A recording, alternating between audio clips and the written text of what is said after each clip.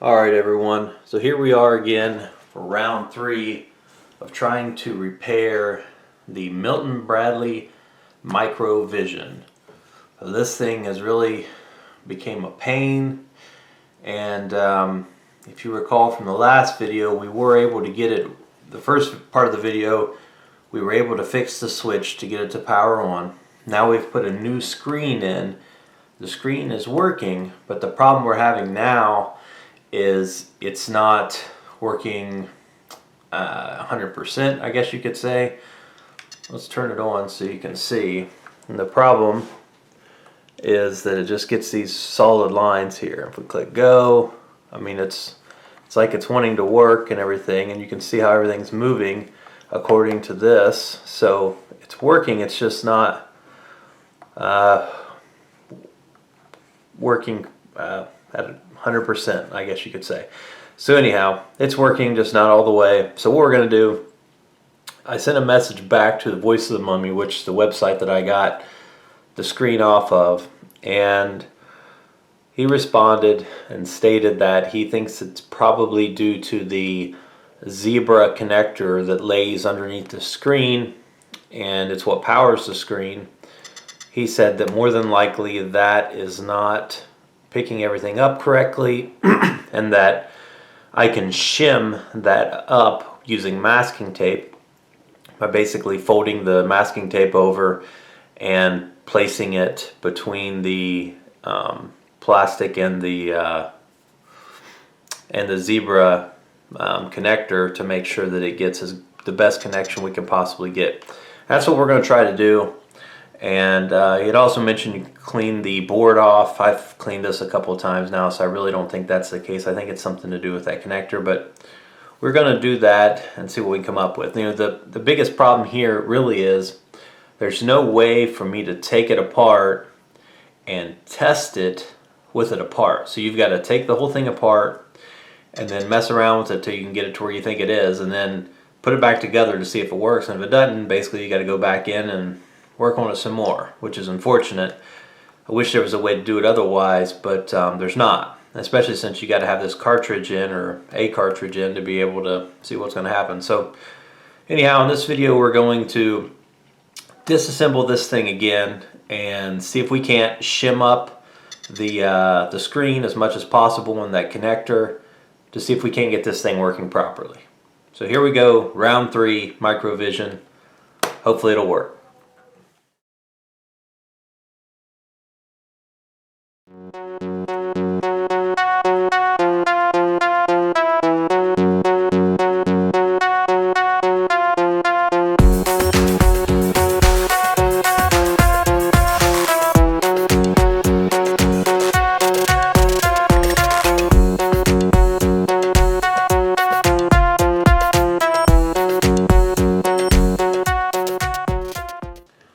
So just to take a quick second and show you guys what I'm referring to. Across here, underneath, this is a plastic, like a protective plastic sheet here. The screen lays underneath it, and then right here in this area, there's this little connector, and it just lays in between the screen and the plastic. It gets sandwiched in there. And then you see the board right here. Well, the board itself, this connector also gets sandwiched between the plastic piece and the board. It's not the greatest design in the world, which is one of the reasons they have issues with these things. So I wish they would have had a new connector. But anyway, what happens is you've got 4 screws on here, and essentially these screws are what is holding pressure on this connector. And what can happen is this plastic piece here, over time, which these are old at this point, the plastic piece can become a little bit warped from the screws and heat and whatnot. And what that does is it doesn't allow the connector to seat properly between the screen and the board. So if there's any part in here of this plastic that's got some type of warpage going on, you're not going to get as good of a connection. That's going to lead to the problems that we're having, or at least it appears that's what the problem we're having is. So what we're going to do, we're going to take this off, and we are going to get us some masking tape and just pull out a strip of it and fold it up, and we're going to sandwich that masking tape between these areas, and hopefully then whenever we screw these together, that little bit of space that masking tape can provide us with will be able to allow enough pressure between everything to get us a good solid connection and fix our problems. Hopefully. Will it work? I don't know. We're going to find out right now, but that's how this is going to work, and that's what we're going to try to do.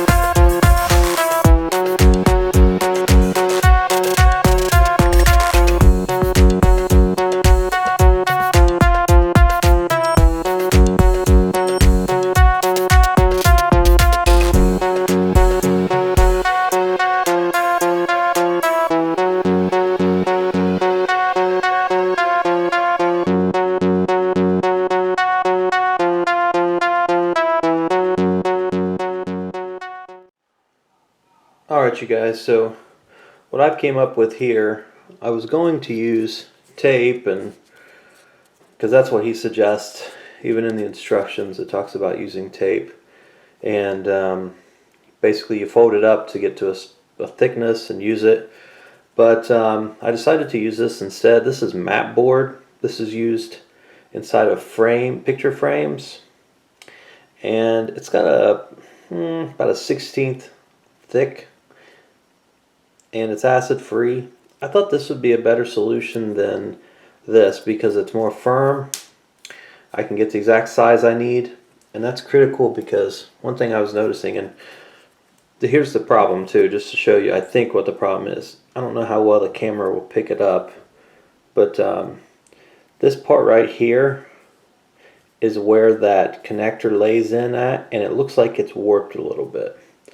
So I don't think that it's getting as good of a connection as what it should. But this part right here is where the screen lays, and you look at the screen from this side. And if you can see, this area right in here is where we're going to put that piece of mat board to put pressure down on that connector on the screen. Now, if that hangs over a little bit, then you're going to see it, and I don't want that to happen, and that's why I don't want to use the tape, because with the tape it's hard to get it to the exact size, and with the mat board I could just cut it pretty easily, either with scissors or whatever that you have to get it to the size I need. So that's what I'm going to use, but I just thought it'd be good to show you the route that I'm going to go. I don't know if it'll work or not, but it does appear to be warped a little bit in the middle. So we're just going to take this piece of mat board and cut two pieces. I'm going to cut one piece for the top. This will be the connector that puts pressure on the board and then down here where it puts pressure on the display itself. So that's what we're going to work on now.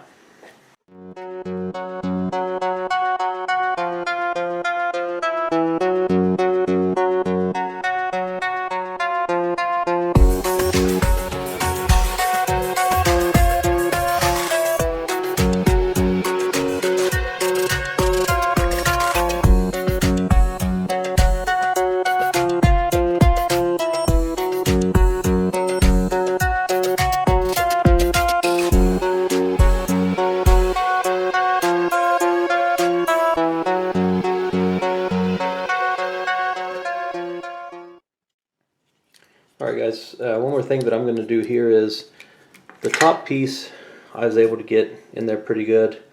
It's not going anywhere, but the bottom piece, as you see, it just falls out. So what I'm going to do is I'm going to put just a little bit of double-sided tape on here. That way that it'll hold it in place and keep it from moving around, and hopefully allow it to put a little bit better, more even pressure, if you will, so that it doesn't move when I'm trying to put the screen in. But the top piece, I cut it to the size, and it's not going anywhere, so I'm not concerned about that.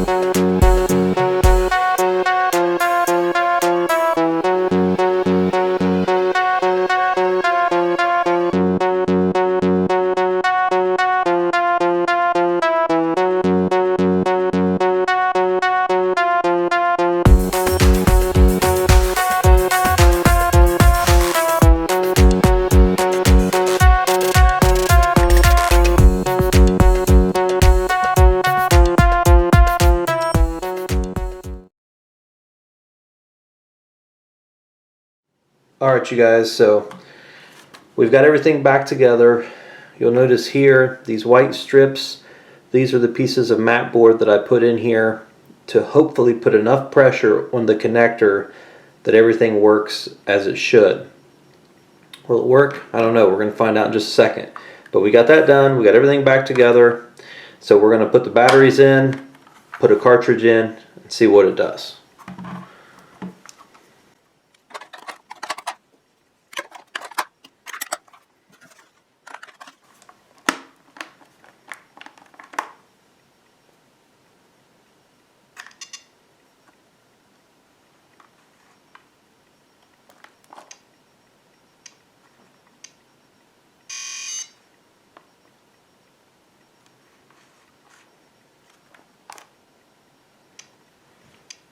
Well, as you can see, we've got the same problem that we had before.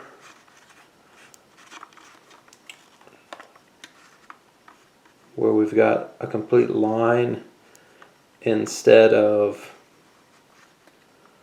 just a little dot, or however this is supposed to look, but this definitely isn't correct. So that didn't do the trick. So we'll keep investigating this and see if we can figure out what's going on with this thing and try to finish it up.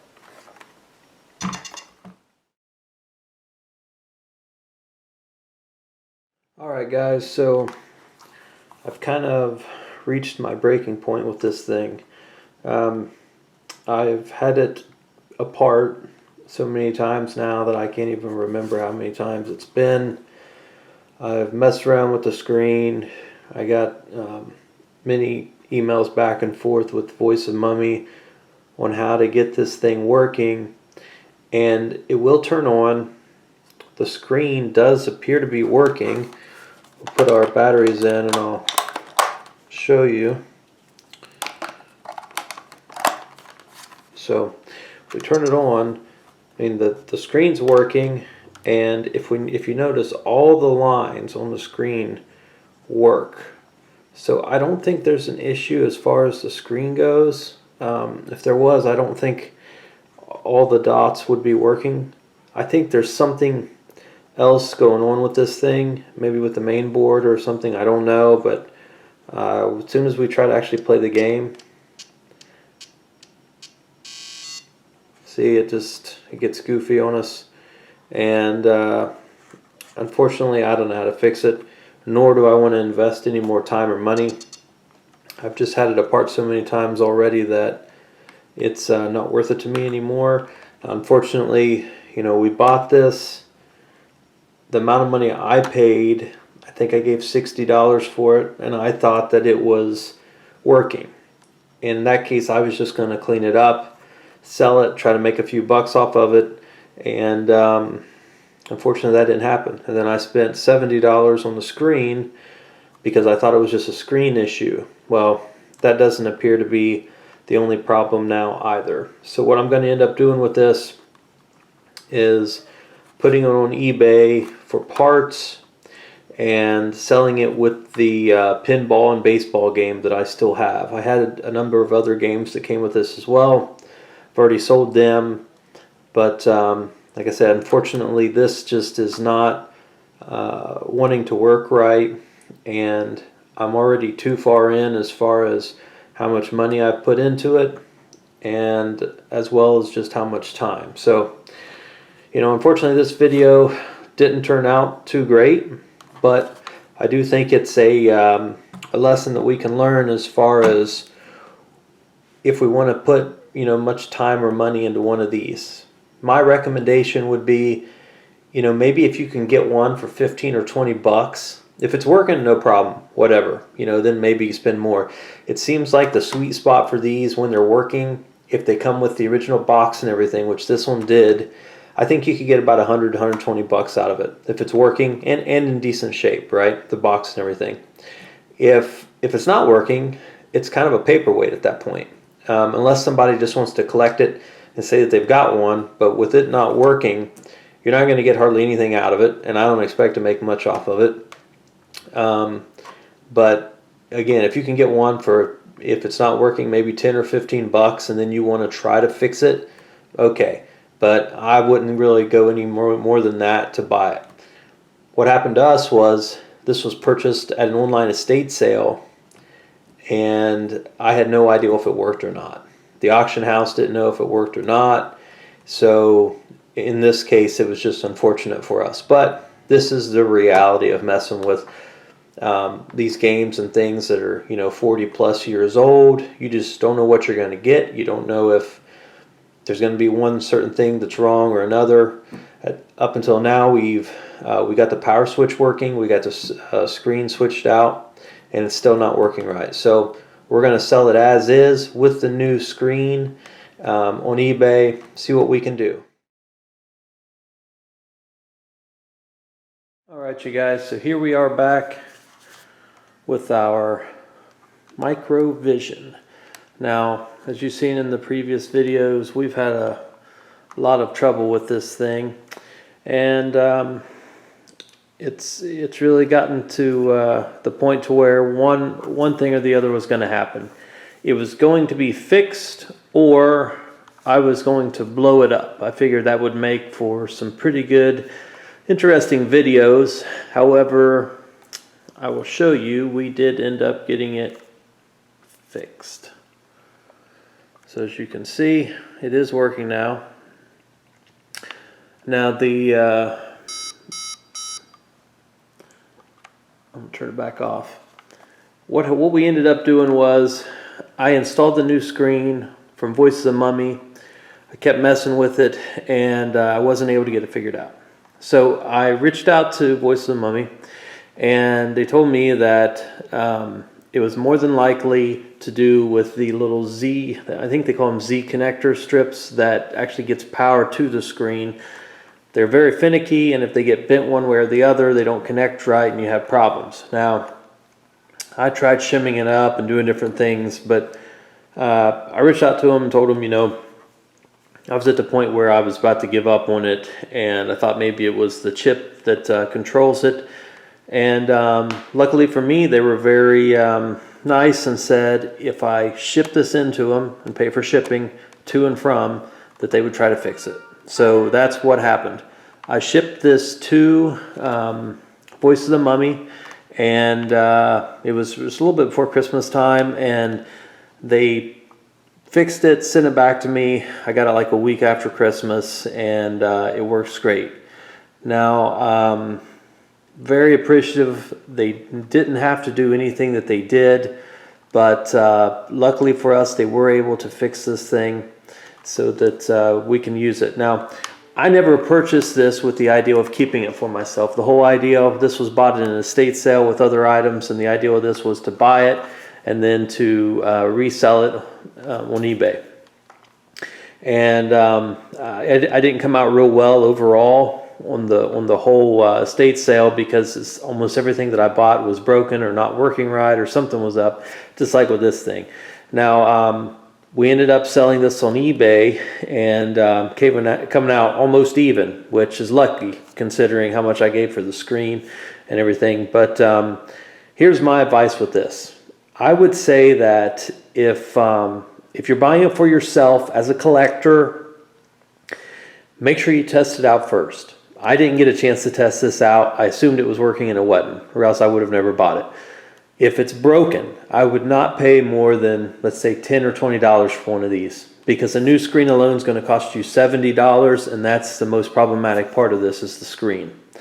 So take that into consideration. That's even if you can get the screen, because Voice of the Mummy had told me that they only have a number of these left, and they're not going to be made anymore. So take that into consideration. Also, if you're wanting one of these, to play and to keep, I would find one that's already fixed and just be done with it.